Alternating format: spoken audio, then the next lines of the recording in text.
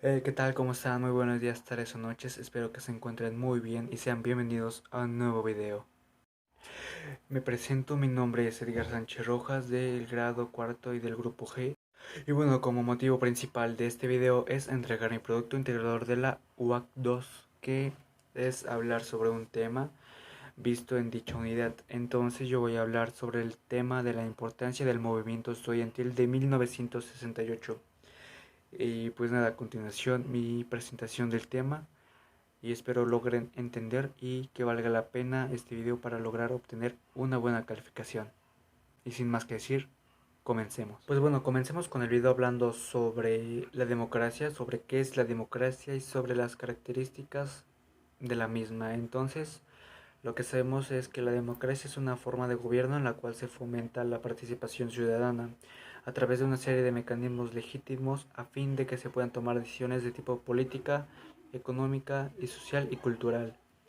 Básicamente esta es una forma de que los ciudadanos podamos votar de cierta manera sobre algo que favorezca, sobre algo que creamos que va a favorecer a nuestro país o a nuestra comunidad como tal. Entonces la democracia es un sistema de gobierno que respeta los derechos humanos, así también la libertad de expresión y la misma igualdad de oportunidades. Entonces asimismo busca ser un sistema justo y velar por el bienestar general de una sociedad. Y bueno, las características de una democracia son la responsabilidad civil, los valores democráticos, garantía de derechos y bienestar común, democracia descentralizada, participación política, principio constitucional, modelos democráticos. Y bueno, estas 7 características son fundamentales, son base de una buena democracia. Y entonces cada una de estas tiene una función en específica que hace que la democracia esté laica y esté 100% honesta y esté 100% libre para que los ciudadanos podamos hacer libre nuestro voto y libre nuestra palabra y nuestra expresión hacia lo que vamos a votar y hacia lo que vamos a participar. Entonces, cada una de estas características cuentan con su función, ya lo decía. Entonces, por ejemplo, en la responsabilidad civil podemos ver que esta es una responsabilidad que nos corresponde a nosotros, que como ciudadanos ejercemos a representantes políticos y responsables de tomar un conjunto de decisiones importantes para la sociedad en general. Los valores democráticos son valores que se tienen que dar a cualquier ciudadano y esos son valores morales, éticos y sociales que apartan del principio de libertad, respeto, tolerancia, compromiso, solidaridad, igualdad, fraternidad, justicia, soberanía y participación. Y esto nos quiere decir que cada ciudadano puede ser libre de participar y de votar por quien sea, por quien se le parezca mejor a la persona que va a votar. La garantía de derechos y bienestar común nos dice que esta nos ayuda a que nuestra libertad de expresión, la libertad de culto, la inclusión de minorías y el acceso a la educación e igualdad de oportunidades sea lo mismo para cada uno de nosotros. El respeto de la libertad garantiza la diversidad de opiniones y lucha contra las desigualdades sociales, acceso al conocimiento e información y denuncias contra actos de corrupción, entre otros. Entonces, esto nos quiere decir que tenemos derecho de tanto de tener una libertad de expresión favorable hacia nosotros y tener y saber sobre si alguno de los candidatos a los cuales vamos a votar están participando en un acto de corrupción y entre otras irregularidades, pues que se nos haga saber como ciudadanos, pues ya que tenemos el derecho de saberlo. Entonces la democracia descentralizada, esa nos dice que se caracteriza por ser un sistema de gobierno que busca la descentralización del poder y de la toma de posesiones para asegurar que la tomen las mejores acciones con respecto al pueblo y el desarrollo del país en general. Entonces, la descentralización se confiere el poder a diversos departamentos y niveles de la administración política y pública que son más de fácil acceso para los ciudadanos. Entonces, la democracia descentralizada es algo que nos ayuda para que tomemos una mejor acción, a que tomemos una mejor opción para lo que nos convenga como pueblo y como personas. Entonces esto es lo que nos ayuda a ver los diversos departamentos que confiere a una administración de gobierno para que se nos haga saber y se nos haga partícipe de estas decisiones también. En principio constitucional vemos que los países cuentan con un sistema de gobierno democrático que se basan en un principio constitucional. ¿A qué me quiero dar a entender con esto? Es decir, que cuentan con una constitución nacional, la cual se encuentra redactada en la base del sistema político, económico, social y cultural de la misma nación. Entonces, de acuerdo a la constitución de un país, se estarán basando en la democracia y en lo que le convenga mejor a la sociedad. Entonces, obviamente la democracia, como ya se ha mencionado antes, siempre se va a ver por el lado político, económico, social y cultural de la dicha nación y de la misma sociedad que está buscando mejorarla. En modelos democráticos podemos ver que las democracias están conformadas por tres tipos de sistemas representativos, los cuales son sistema de presidencialista, que es el presidente de la nación, los ministros y secretarios principales, el sistema parlamentario que delimita las facultades del presidente y por último encontramos el sistema colegiado que está integrado por representantes del parlamento y de la presidencia. Entonces básicamente los modelos democráticos es el cómo están conformados cada de estos tres sistemas que se encuentran en la democracia y entonces estas son las definiciones y las características de la democracia. Y como un resumen de dicha información dada, podemos decir que la democracia nos confiere el poder de votar y el poder de expresar hacia quién va dirigida nuestra confianza para que mejore nuestra calidad de vida como tal de cada ciudadano y de la ciudadanía en general. Entonces hay que hacer máxima autoridad de nuestra democracia y hay que usar cada derecho que tenemos como ciudadanos para ejercerla y no dejarnos influenciar por malos candidatos hacia, hacia candidaturas para gobernarnos. Y entonces, así de simple, podemos escoger quién nos podrá gobernar y así podrá darnos una mejor calidad de vida para que podamos ejercer nuestras vidas plenamente y podamos ejercer nosotros como jóvenes como una vida plena y sin preocupaciones de tener un mal gobierno. Entonces ahora basémonos en nuestro tema principal que, como ya lo mencionaba en la presentación de este video, es la importancia del movimiento estudiantil de 1968, que se basará a la misma par de este tema que es la democracia. Entonces vamos allá. Pues bueno, comencemos diciendo que el movimiento estudiantil de 1968 fue un movimiento social en el que además de estudiantes de la UNAM y del IPN participaron profesores, intelectuales, amas de casa, obreros y profesionistas de la Ciudad de México, y que fue reprimido por el gobierno mediante la matanza de Tlatelolco ocurrida el 2 de octubre de 1968 en la Plaza de las Tres Culturas. El genocidio se cometió en contra de una manifestación pacífica por el ejército mexicano y el grupo paramilitar Batallón Olimpia Fraguada, y por el gobierno mexicano, que fue en contra del Consejo Nacional de Huelga, órgano directriz del movimiento. Entonces este conflicto dio inicio el 22 de julio en una pelea entre estudiantes de la Vocacional 2 y de la Preparatoria Particular Isaac Ocheterena en la Ciudadela, lo que puso de manifiesto la rivalidad entre el Instituto Politécnico Nacional IPN y las preparatorias incorporadas a la Universidad Nacional Autónoma de México, UNAM.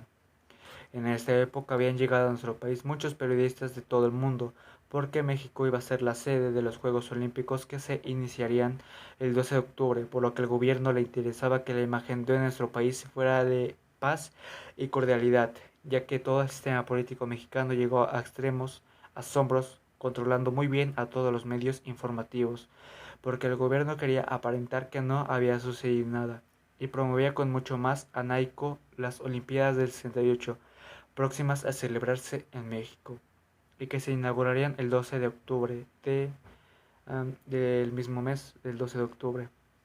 Y pues bueno, entonces, este movimiento de los estudiantes de 1968 fue dado a que, ok, en las causas que encontramos que motivaron a los estudiantes, se encuentran enfrentamientos estudiantiles que, como ya mencionaba, hubo peleas entre el IPN y preparatorias ligadas a la UAP, desigualdad y falta de representación que pues el país atravesaba por un crecimiento económico que no tradujo a una distribución de la riqueza. Entonces esto se le sumó que desde la Segunda Guerra Mundial las clases bajas eran víctimas de las fuerzas de seguridad de aquel país.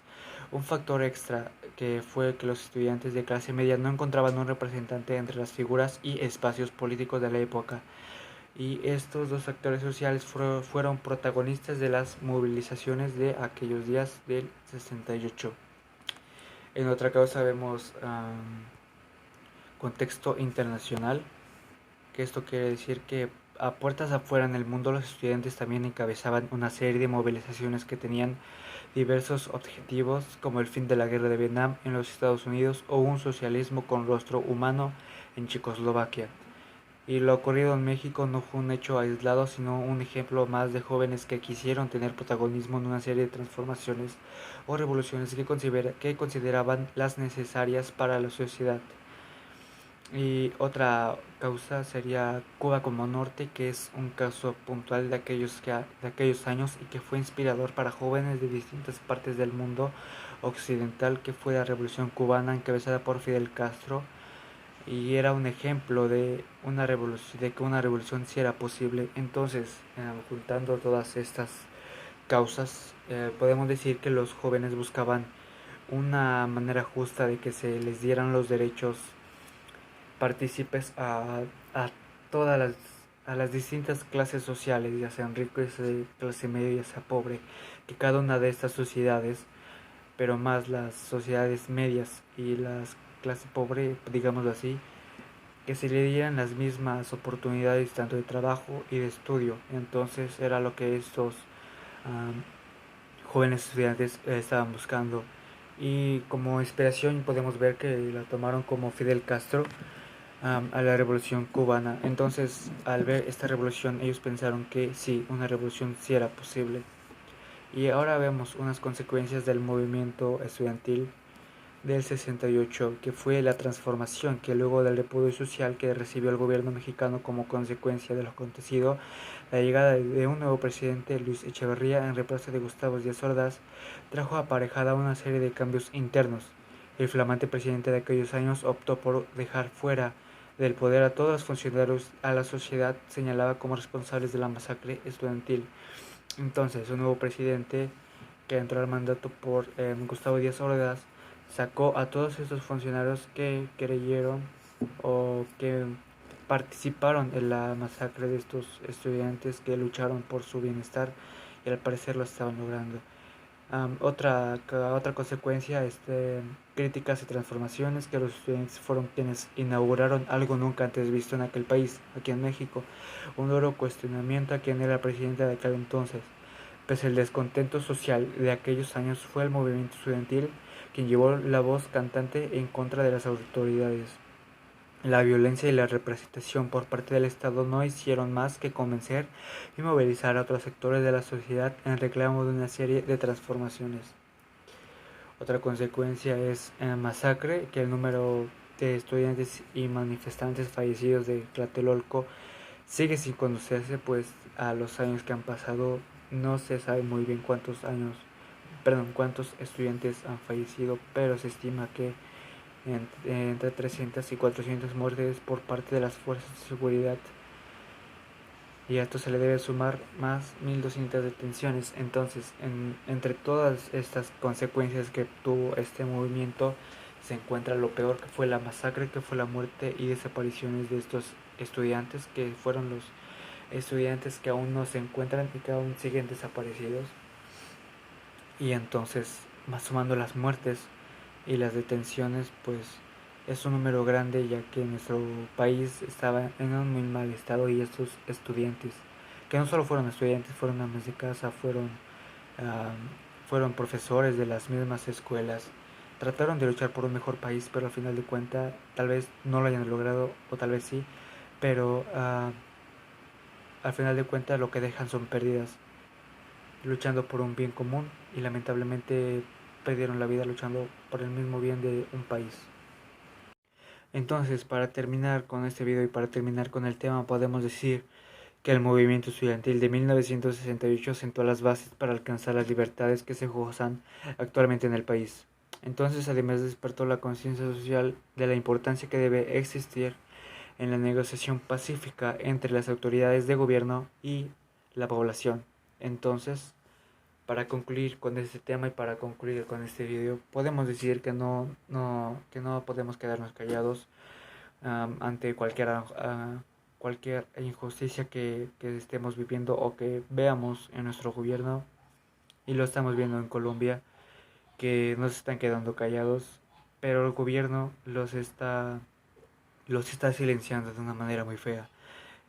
Pero aún así el gobierno, bueno, pero aún así la sociedad de Colombia está luchando por estos derechos y está luchando por esa gente que se quedó lamentablemente ahí por luchar por el mismo bien de la sociedad. Entonces, que se sepa que Colombia no está solo y que se sepa que si necesitamos salir a marchar por un bien que necesitamos como sociedad, lo haremos, y que el gobierno ya no nos mantendrá callados y de alguna manera u otra vamos a salir a luchar por nuestros derechos para que se vea ah, para que se vea bien nuestra sociedad, no tanto mostrar una sociedad que no tengamos problemas, sino una sociedad que estemos libres de hacer nuestra palabra a escuchar. Y entonces, pues sin nada más que decir, eso ha sido todo por hoy. Este ha sido mi video como producto integrador de la unidad 2. Y pues nada, eso ha sido todo por hoy. Mi nombre es Edgar Sánchez Rojas. Y sin más que decir y sin más que comentar sobre el tema, nos vemos y cuídense mucho. Hasta luego.